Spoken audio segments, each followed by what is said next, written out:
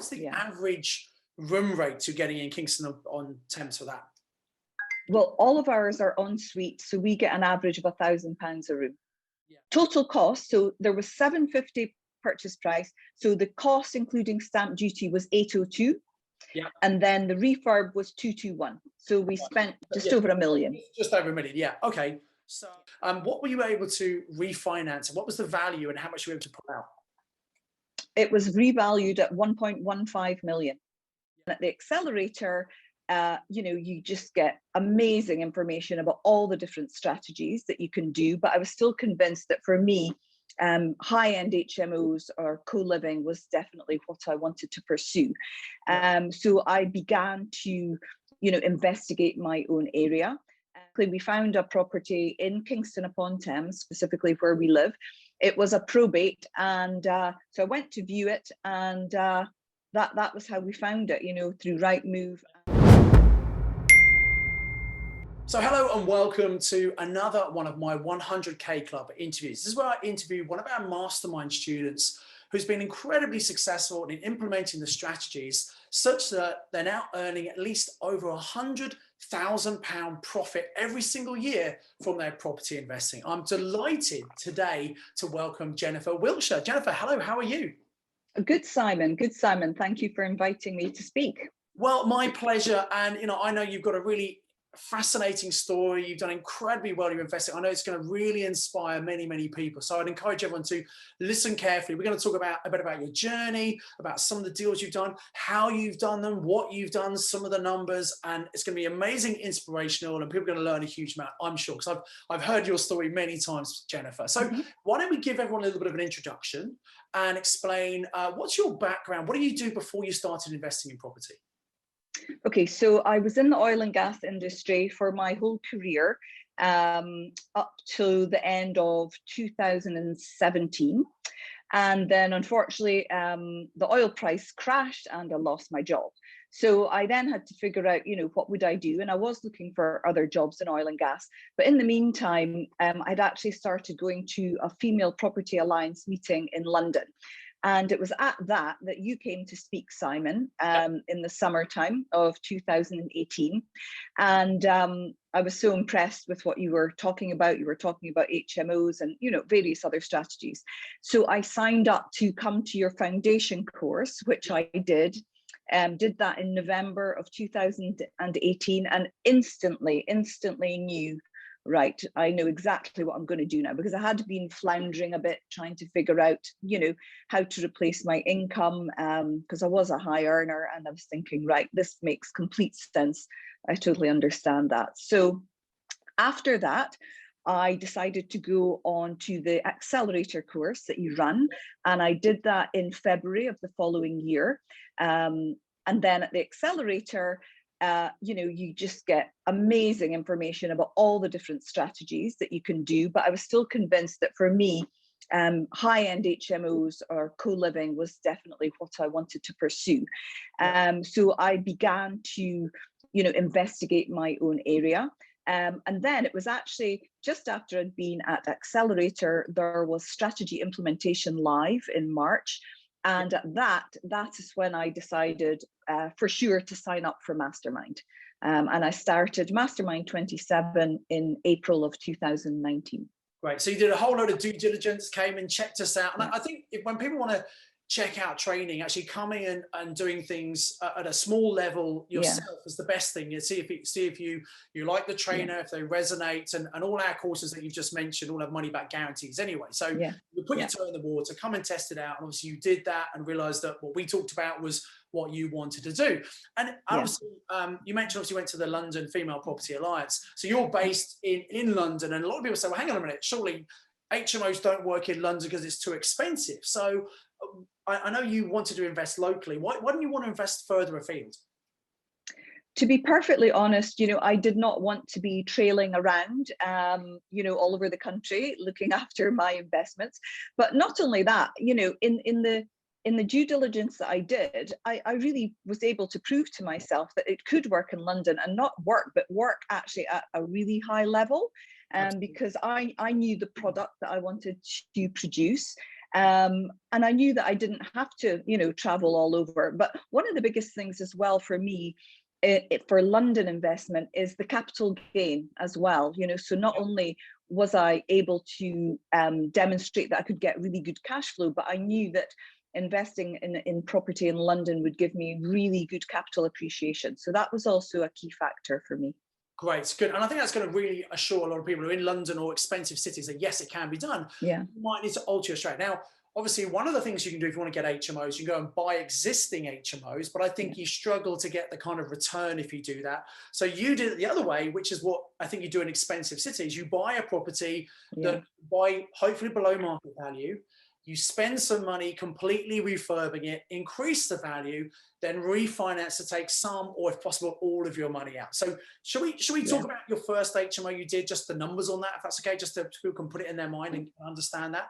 So how did you find the property, first of all? So my husband, actually, he's a brilliant researcher. He does all that sort of thing for me. So he interrogates Rightmove on a regular basis. He's got a search set up. So we're actually based in Southwest London. So, he would look around all Southwest London and he would just save them into our box on Rightmove, and then I would review them. So basically, we found a property in Kingston upon Thames, specifically where we live. It was a probate, and so I went to view it, and that was how we found it, through Rightmove, and went to view it, and we offered on it. It actually went to last and final offers, because that can be tricky, because a lot of these probate properties, there are a lot of developers in London, obviously, and we're all looking for the same thing. So but if you know your numbers really well, how much you can pay for these places. So anyway, we bid 800,000 and it was on the market for 750. Yeah. So we were successful. That's interesting. Because obviously one of the strategy we teach is obviously buying from motivated sellers. Yeah.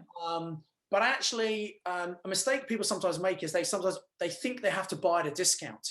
But I guess you actually offered more than the asking price because it went to final sealed bids. And also, I guess you could see the potential, the value you could add to it, right? And so that's really important learning for everyone watching this. There will be a lot of people who maybe offered less than 750, hoping to get a deal, and ultimately they've lost out because they didn't get it. Yeah. But also one of the things that you teach, Simon, is to really engage with the local agents. Yes. So I had engaged with a local agent, not one of the big ones, but anyway, and I had specifically spoken to him about this property, saying, look, I'm thinking of this, how much could it be worth if we do it up? Because he had actually been involved in helping my husband and I sell our previous house. So I had gotten to know him really well. So I was confident that if we did it up to the standard that he knew we could, that, we could still make a really good return, even offering more than asking price for it. And that's a great tip, to use local expertise to build that relationship with agents, and obviously do your due diligence, do your numbers. Very, very important. I know you're very good at that, Jennifer. So you bought it for 800,000, and obviously being a deceased estate, it's going to be dated. You kind of strip it out, which is what we want. How much did you spend on turning it into this incredible HMO? Actually, because it was a probate house, probate actually hadn't been granted when we offered the 800, and it took months and months and months, a lot longer. And by the time we actually got through probate, we had reduced our offer back to the asking price of 750. Yes. So actually, it actually worked out because the market had slowed a little bit during that time. Yeah. So we went back to the vendor, and they agreed to sell it to us for the 750 that it was originally on the market. So that was brilliant. We already saved 50,000.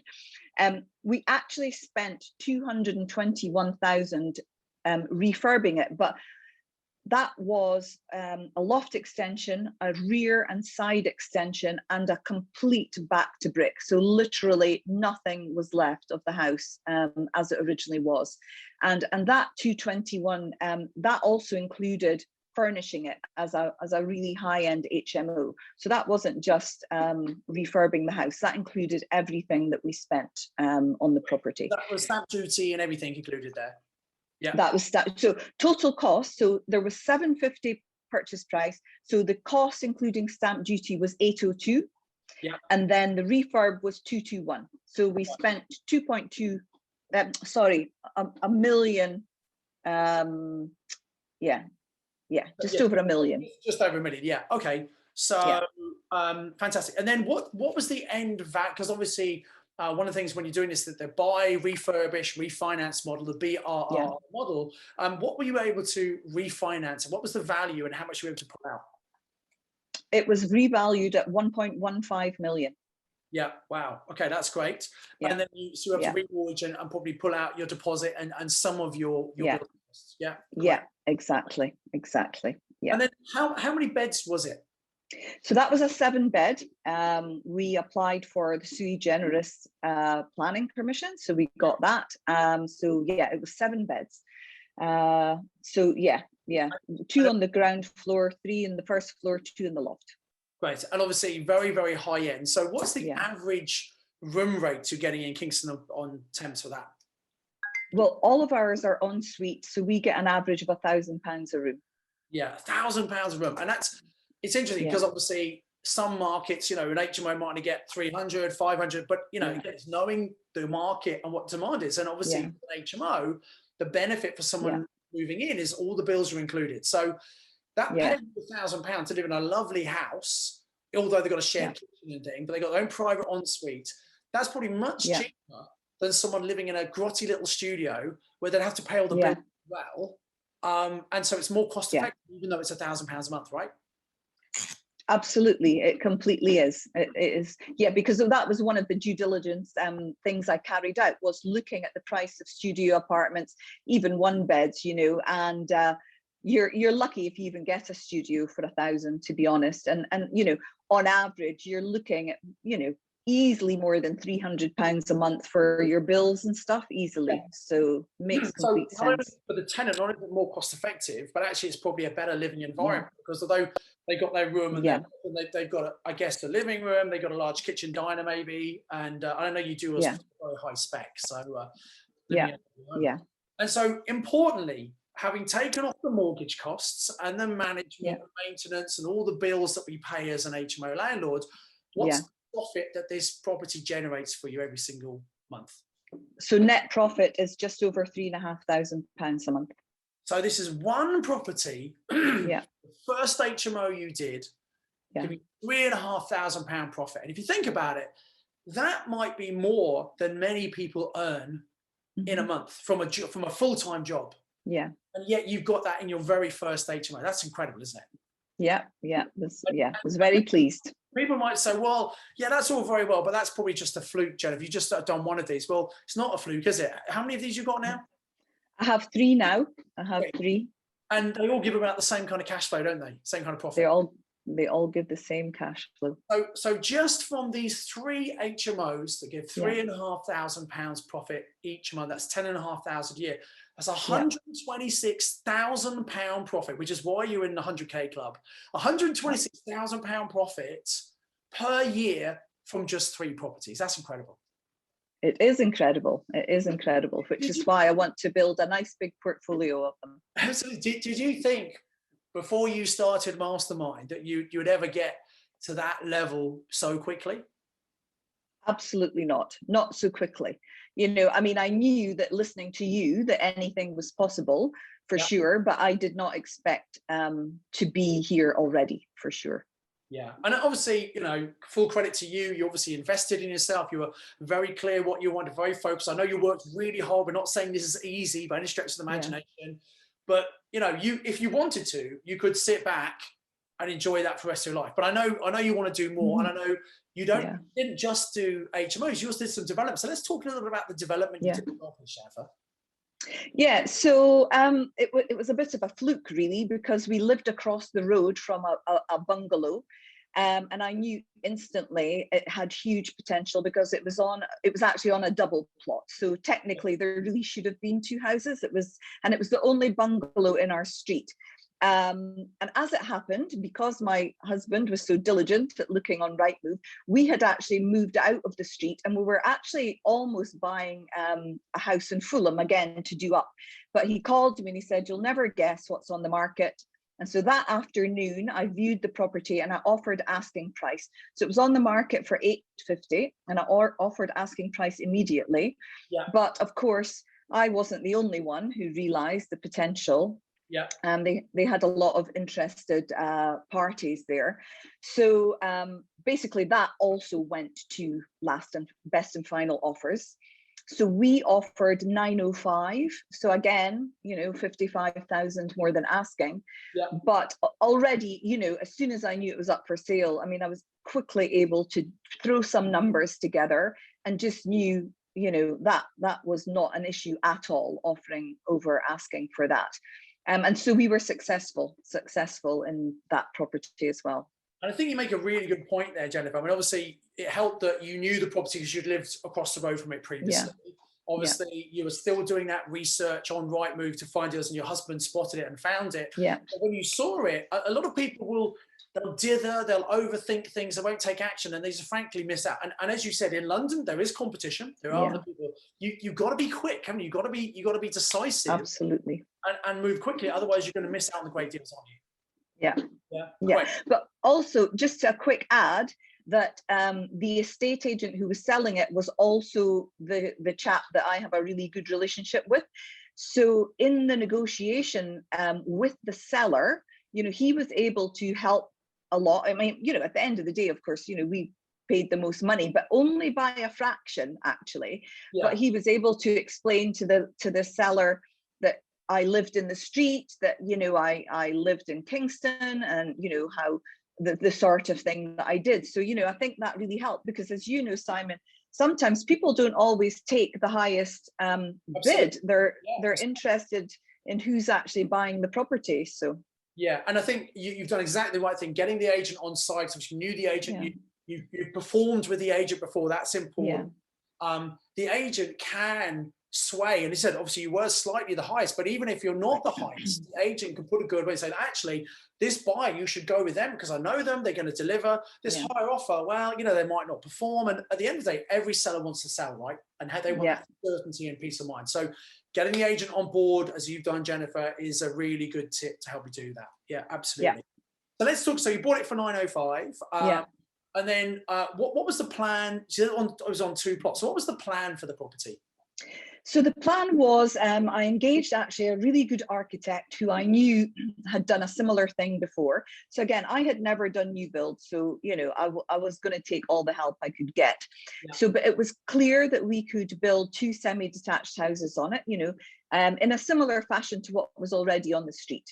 So we engaged this architect, we talked through with him what our plans were. And, so we purchased the house in October, and in October we actually put plans in to Kingston for planning permission, because like you say, Simon, it's all about taking action. We didn't want to hang around, we wanted to just get in there and get that done. But we had actually bought it as our own private property, so we actually moved in the interim. And lived there while this was all going on. So there's a real advantage of doing that, Jennifer, as well, because if it's your primary residence, you can buy it, you can renovate it, and when you sell it, there's no capital gains tax. Yeah. So it's a really powerful strategy. Guys, we're getting so much value from this, Jennifer. Thanks for sharing all this, because these little ideas can save you a huge amount in tax, and it's a way of building up from a small house to a bigger house by doing exactly that. Then you sell, take the money and go and buy another one. So that was a very smart thing to do, Jennifer. And then obviously the planning came through, and obviously at some point you had to move out because you're going to demolish it. And then tell us, you turn it into 2 semi-detached properties. How much did you spend on the build and all the costs? So total, we spent essentially 2.15 million. The cost of the property in total was 943, and we spent building them 1.211. So 2.155 in total is what we spent. Okay. 2.155. Okay. Yeah. So, and that's quite, and again, it's in London, so it's going to be more expensive than, some other places. You could take a naught of that, Yeah. You're going to have very high value properties when you finish. So it cost you 2.155 million. What was the end value of the properties? We sold them for 2.955. Wow. Mm-hmm. That's amazing, isn't it? So what, £800,000 of profit, which is tax-free because it was your own home? It's not quite as simple as that. Just so we don't want to mislead, confuse people. Because we built 2 homes, we couldn't claim them both. Claim on one of them, then, can't you? Right. Oh, got it. Yes. Yeah. Okay. Yeah. That's a very good technical point. Yeah, but what we did do was we set up a SaaS pension, and we actually sold the land to our SaaS pension. Yeah. Sorry, we sold the land to my development company, and my development company was then able to put all the profit into my SaaS pension. So actually, we didn't pay any tax on it anyway. Great, yeah. And, you know, Jennifer, also you mentioned that you'd engaged an architect earlier, and a lot of people, they want to do these bigger projects which can make all this money, but they don't want to spend the money. They don't want to spend money on professionals, and it's so important to get the architects and, you know, the project manager, all the team around you, especially if you don't know what, because this is the first development you've ever done. Yeah. So get the team around you, and look, you might have to pay those people, but if it's a good project, there should be more than enough money to pay them and still make a great profit, right? 100%, because, you know, we did things like streetscapes, we did, you know, tree plans, we did everything in advance of putting this all to the council, because we wanted to make sure we had the absolute best chance of getting planning permission. Plus, it did help that I lived on the street, you know, because people knew me, and I did talk to the neighbours. I explained to them exactly what our plan was and things like that. But we had not one single objection, and it sailed through planning, which is quite incredible for new builds on the street. If people had tried to do it on their own, on the cheap, it probably would have been rejected, would have taken long. And actually, what people fail to realise is that the longer it takes to get the planning, the longer it takes to build, it's cost you in terms of finance cost, isn't it? And so, of course, it's really important to spend the money, get the experts, reduce the time, and do these things as quick as possible. Right? Yeah. Not only that, just another point on that is we got development finance to build these, and the bank, I mean, it is incredible the amount of information you have to supply to them. And part of the thing they want to know is, well, who's running this show? Who, you know, what sort of people have you got involved in this? Yes. So, you know, if we'd had just some, you know, small architect who'd never done a new build before, who wasn't, you know, experienced, it would have been a lot more difficult. So you've got to be really careful about these things. Yeah, getting the right power team around you is so important. Yeah. Completely agree. Yeah. And so obviously you sold these 2 properties, and I know you actually sold them very quickly, didn't there? There were lots of competition to buy these. Just talk us a little bit through that. Yeah, so actually, unfortunately, COVID-19 happened, you know, as we know, March last year, and the properties were going to be finished in June. So we were very quickly thinking, wow, you know, what could happen to the property market? I mean, you know, no one was going to know. So we had already, you know, you've always got to think about all your exits. It doesn't always go to plan. So we had looked into getting mortgages for these houses once they were done and renting them out. But as it happened, when lockdown opened up in the summertime, my goodness, we were just inundated with people interested in the properties. So that was brilliant. We didn't have to worry about getting mortgages or, you know, renting them out. And both properties actually went to last and final offers. So we ended up getting significantly more than the asking price for both of them. Fantastic. And there was a real boom back end of 2020, which was a real surprise to everyone, but obviously made full advantage of that. That's awesome. So, and obviously I know you're not stopping there. You've just got this pot of cash now. You're using that to fund some more HMOs. Yeah. Last time we spoke, I think you were finding some more plots to do some more building. So what's right, Jennifer? Where are you going to go from here? So yeah, I do actually, in fact, I was talking to my architect this morning. We do have another plot just 2 streets away, which is actually in a way even more exciting because it actually doesn't have a house on it. So we don't have to demo a house, and it's a lot less expensive to buy land that doesn't have a house on it, you know, yeah. So we're not paying for something that we're going to demolish. Yeah. So I'm meeting him. The architect's already been to site once, but we're meeting in 2 weeks' time. So we'll be kicking that off. And I'm actively looking. I'm actually, again, the same agent has a client who's got a portfolio of HMOs in Southwest London that I'm looking to speak with that person to, you know, just take, they're all run down. So they're all exactly the sort of thing that I would typically buy anyway. Yeah. So yeah, but you know, we really want to build a big portfolio of HMOs in Southwest London, and, you know, just do it from there, you know, make sure we've got a great income that we can rely on, and go forward from there. So it's very exciting. Right. And I guess, you know, buying existing HMOs, often landlords have had them years and years. They're not up to the full scratch. You know, you can buy them and it massively improve them cosmetically, and thus increase the rents as well. So that's one good thing about buying from it. And there are lots of landlords looking to sell at the moment as well, aren't there? Yeah, absolutely. Yeah. And the thing about Kingston, you know, the people, the tenants who rent my rooms, they have told me that such a thing just doesn't exist in Kingston upon Thames, you know, the high end with the en suites and everything, which is brilliant, you know, because that means, you know, my rooms go really quickly. But also I know that these, they're usually old student HMOs, you know, they don't have en suites, that, you know, they really are quite grotty. So, you know, hopefully we'll get a good deal. It's an interesting point. I often hear a lot of people say, oh, I don't want to do HMOs because there's an oversupply of HMOs there. And I agree. Very average HMOs, there is an oversupply, but we don't teach people to do average HMOs. We'd say, look, do high-end HMOs because there's less of them. You get lower void periods because people want to live in them. You get higher rents, and you're not competing with everyone else.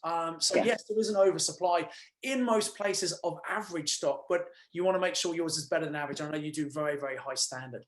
So Jennifer, I mean, you've just done incredibly well coming in from, you know, obviously a very high earner, having been made redundant, needing to replace it. So you had a good reason why you wanted to invest locally, you did your due diligence, you educated yourself, you got to the point where you've got these 3 HMOs giving you £126,000 profit every single year.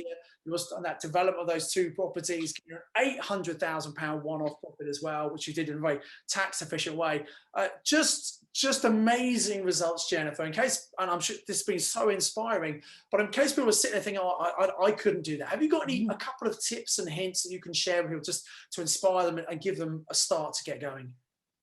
Well, first of all, you know, you've got to just believe that you can do it, and anyone can do it with the right information. And, you know, you get all the right information and more on Mastermind. I mean, it's a no-brainer in my opinion. But it is so important to educate yourself, you know, to be sensible, but do your due diligence. Absolutely do your due diligence.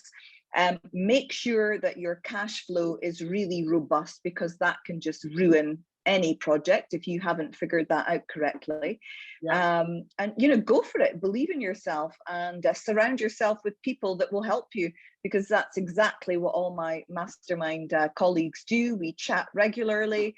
We're still all in touch with each other. We help each other, answer questions, you know, so absolutely you can do it if that's what you want. Right. I think you're right. A couple of things I'll pick up with that. Obviously, not every training is the same. And you know, you came and checked me out at several events and things to make sure it was right with you. So that's really important. And Jennifer, just I love your view on this. Sometimes people say, oh yeah, but you can learn everything for free online. But what's the difference with trying to do that as opposed to investing in yourself and joining something like Mastermind, in your view?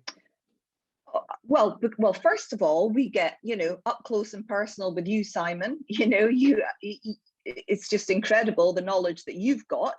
And you also have a brilliant team of people who I'm not sure there's anything that we couldn't find out by asking yourself or the people who've done Mastermind. And I may not have all the answers because I've been investing 25 years. I don't claim to know it all, but obviously within our network, we can get anything answered, right?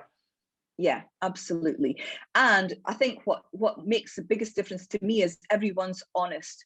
Everyone is there to help each other.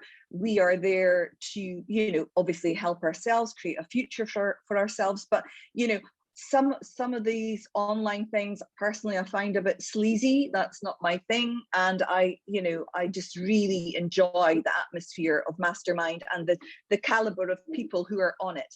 And what they're achieving. So that made a huge difference to me. So, you know. I think one of the things, because obviously, you know, it's not for everyone, Mastermind. It is a reasonable investment of money, but I think you're right. It makes sure the people who come on are a very high caliber.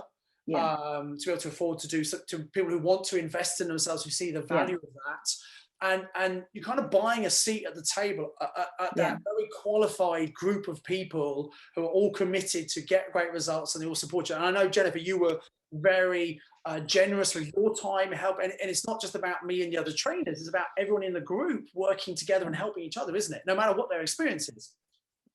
For sure, 100%. You know, even, you know, there's a few of the people from my mastermind live close to me. You know, we meet up on a regular basis, but, you know, we've got a WhatsApp group.